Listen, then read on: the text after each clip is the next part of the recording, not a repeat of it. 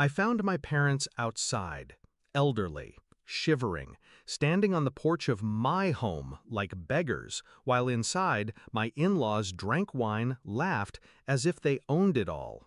My father's hands trembled. My mother's lips were blue. They looked at me with shame, not anger. That cut deeper than the cold. And in that moment, something in me snapped. It wasn't always like this. When I married into her family, they smiled, shook my hand, pretended to welcome me. Her parents offered advice, her siblings cracked jokes, her uncles called me lucky.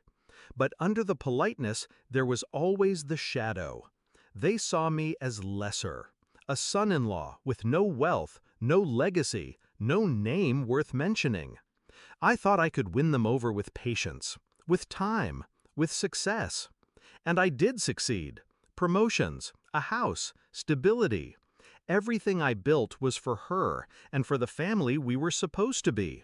But with every achievement, her family only reached deeper into my life, until the lines blurred. My wife let it happen. And now, years later, my own parents were locked outside while they feasted at my table. The betrayal didn't come with fireworks, it came with whispers. My wife insisting it's easier if my parents handle the finances. Her brother temporarily storing his business inventory in our garage. Her mother making copies of the house keys for emergencies. Each step small, each request harmless. Until one day my parents knocked and no one answered. They weren't wanted in my house. The locks had been changed. I didn't confront them that night. I didn't shout. I took my parents in, fed them, warmed them, and promised myself I'd never let it happen again.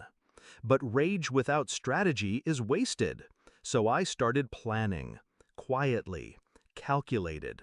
Step 1, documents. The deed to the house was still in my name, the mortgage too.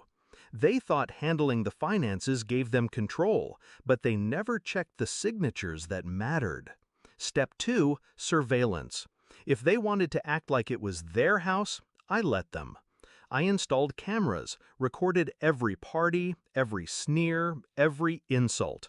Hours of footage of them toasting in my living room, mocking my parents, belittling me. Step 3, timing. They had grown too comfortable, too loud, too entitled, which meant their downfall would be public. The chance came quicker than I expected. My in-laws threw a grand dinner at my house, invited half the neighborhood, even people from her father's business circle. They called it a family celebration. I arrived late, unannounced, suit pressed, parents beside me. The room went silent when we walked in. Her mother tried to sneer. "Oh, we didn't know you'd be joining." I smiled. Of course, it's my house after all. Then I opened the briefcase. Inside, copies of the deed, the mortgage, the bank records, all with my name. I laid them on the table like cards in a game I had already won. Their smirks faltered. I clicked the remote. On the TV, footage rolled, them laughing, mocking my parents, bragging about running the show. Their words filled the room. Every neighbor, every guest heard it. Her father stood, red-faced, stammering, You can't." I cut him off. Actually, I can. And I did. The eviction notices had already been filed. Their access to the accounts? Cut. The keys they copied? Useless. I had let them dig their own graves, and then I pulled the ground out from beneath them. One by one, the guests excused themselves. No one wanted to be tied to the collapse they just witnessed.